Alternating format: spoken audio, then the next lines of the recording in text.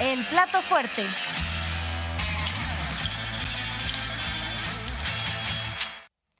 Bueno, ya estamos de regreso. Hasta ahí vamos a dejar ese tema porque, como lo referíamos al principio, hubo varios temas importantes el día de hoy en la conferencia matutina y uno de ellos, un segundo tema, es cómo va el asunto de la vivienda en el país, qué políticas públicas se han implementado y con qué resultados. Y estuvo ahí Román Meyer, el titular de la SEDATU, y una de las cosas que explicaba es de qué manera se ha movido, digamos, las prioridades en materia de vivienda hacia los lugares que más la necesitan, contra una situación en donde se daban, por ejemplo, subsidios en lugares en donde no necesariamente había tanta necesidad, y el sur se mantuvo en un estado de absoluta precariedad en esa materia, en esa y otras muchas. Vamos a ver la explicación que da Román Meyer respecto a lo que ha sido ahora la política y con qué resultados. Y un tema muy importante a destacar que hemos hecho en esta administración desde que hemos entrado es enfocar completamente la política de vivienda bajo tres premisas. Uno, que es un derecho, no es un mecanismo mercantil que hay que explotar, sino es un derecho humano la vivienda, es el primer punto. El segundo punto, una focalización clara de dónde tenemos el rezago habitacional a nivel nacional.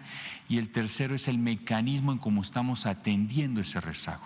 La mejor forma que hemos encontrado es la autoproducción con apoyos y créditos directos a las familias. Los estados con mayor rezago habitacional, Chiapas, Tabasco, Oaxaca, podremos ver cómo hemos venido modificando el otorgamiento de lo que corresponde los subsidios por parte de la Comisión Nacional de Vivienda. Podrían ver en 2017, 2012 la mayor concentración de los subsidios en la parte norte del país, un panorama muy similar en el 2013 al 2018, donde el rezago, ya sabíamos en ese entonces, que está ubicado en el sur-suroeste.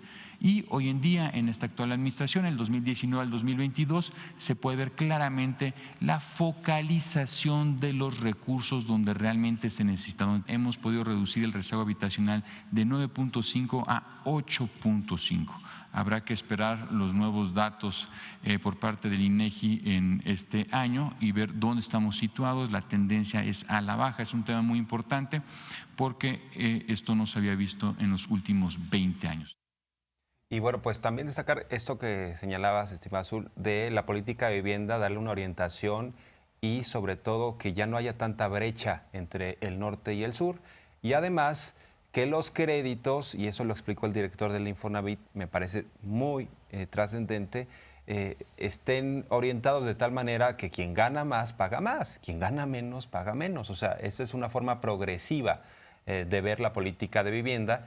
En el caso del FOBISSSTE también hay todo un reto porque el ISSSTE, lo ha dicho López Obrador, es quizá la institución que peor recibieron en términos de la corrupción. Subrogados los servicios, pero también manoseado todo el presupuesto. Y bueno, pues estuvo ahí el vocal, ¿no?, del FOBISSSTE. No sé si vemos primero lo del FOBISSSTE y después lo de Infonavit, o no sé cómo lo hemos organizado, Vamos, pero de cualquier manera es importante. Del FOBISSSTE, ¿no? Nada más recordar que, o sea, una parte son los créditos en materia de vivienda, otra parte son los subsidios, y también se dio información sobre los subsidios que se están dando. No sé si tenemos ahí la información, por ahí que me la puedan regalar. Sí, nada más que creo que tenemos primero Infonavit. Bueno, vamos. Pero bueno, sí es importante ver esto, ¿no? Lo que se está haciendo. Ahorita me regalan esos datos, pero entonces vamos a ver lo que se dijo en Infonavit, ¿verdad? Vamos. Tenemos también un tema que ha salido aquí, presidente, de los migrantes. Los migrantes siempre preguntan cómo pueden tener una casa, cómo pueden pagarla. A partir de 2019 y a raíz de una pregunta que surgió aquí mismo, establecimos el programa Infonavit Sin Fronteras. Con ese, los migrantes desde Estados Unidos en cualquier remesadora pueden depositar el crédito de su familiar aquí en México. El Infonavit absorbe las comisiones de las remesadoras y se han obtenido a través de esto 492 millones de pesos, lo que equivale a que se están pagando desde Estados Unidos 10,000 viviendas aquí en México.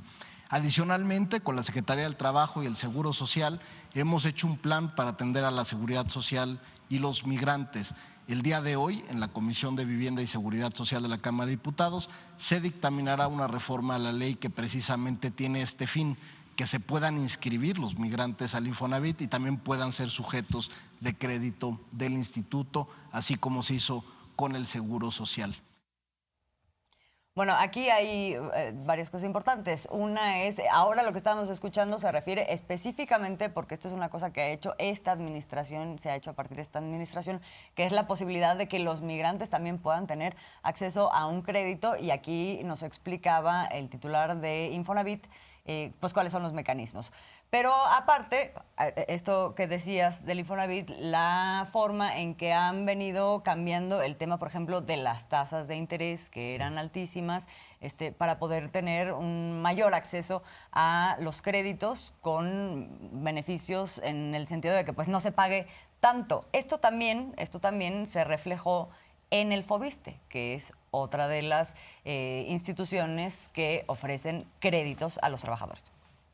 A los trabajadores al servicio del Estado, para que se aclare esta parte. Pero sí, además tiene razón. En el caso del Infonavit, pues estaban dando tasas antes incluso más altas que la banca comercial. Así es. Entonces, ¿cómo ibas a ir al Infonavit si una banca privada te daba mejores tasas? Entonces, había un juego ahí hasta perverso. Y ahora, pues sí, está dando más barato el Infonavit. Nos conviene. A quienes formamos parte de una empresa podemos acceder por ahí, y los que forman parte del Estado mexicano a través del Foviste, ¿no? Y cambiaron ahí algunas reglas para beneficio de los trabajadores. En el caso del Foviste, vamos a escuchar. También de los que tienen créditos. Por nuestros órganos de gobierno, la inscripción continua. Por primera vez en los 50 años de Foviste, el otorgamiento de créditos no será a través de sorteos ni de puntajes. El momento en el que el acreditado, el derechohabiente, quiera acercarse con nosotros, podrá ejercer su crédito. También por primera vez estarían otorgando créditos en pesos. El monto del crédito y los pagos mensuales se podrán determinar tomando en cuenta el salario básico del trabajador, y la idea será que al aprobar esto, a decisión del propio derechohabiente, pueda hacerse no solo el sueldo básico, sino el sueldo básico más las compensaciones a las que tenga derecho. Eso también dará una mayor capacidad de crédito. Lo de inscripción continua, que ya mencionamos, queremos que también quede como una cuestión de ley. Y como punto 4, que es importante, tenemos un número de acreditados que salen del sector, y ellos, pues al quedarse sin un empleo, pues se les deteriora el crédito rápidamente. Entonces, con esto podremos hacer una serie de reestructuras para trabajadores en activo que por alguna cuestión económica el descuento de la nómina no sea suficiente, poder hacerles una reestructura para que también puedan ellos cubrir su pago.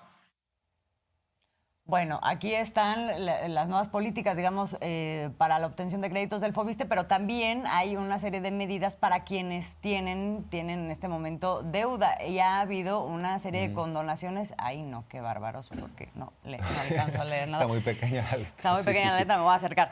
Pero, a ver, nos hablaba Buenrostro de que se han logrado condonaciones por 171,000 millones de pesos, es decir, de créditos o de deudas que se tenían. Entonces, aquí lo que nos explican son 4 medidas. La liquidación de 10, se lo voy a leer para que tenga completita la información, es un programa dirigido a acreditados que ya pagaron el 90% de su crédito y el fondo les condona el 10% que les resta. Luego, la liquidación anticipada con descuentos de 5 y 10%. Los acreditados que quieran liquidar el crédito tendrán alguno de los dos beneficios siguientes. Un descuento del 5 si el crédito tiene entre 5 y 9 años de haberse solicitado, y un descuento del 10 si el crédito se otorgó hace más de 10 años. Después está la liquidación de créditos 30-60. Esto aplica para el saldo de los créditos de acreditados que tengan más de 60 años de edad y hayan pagado 2 veces el monto del crédito que se les otorgó, que esto es algo muy frecuente que ocurría.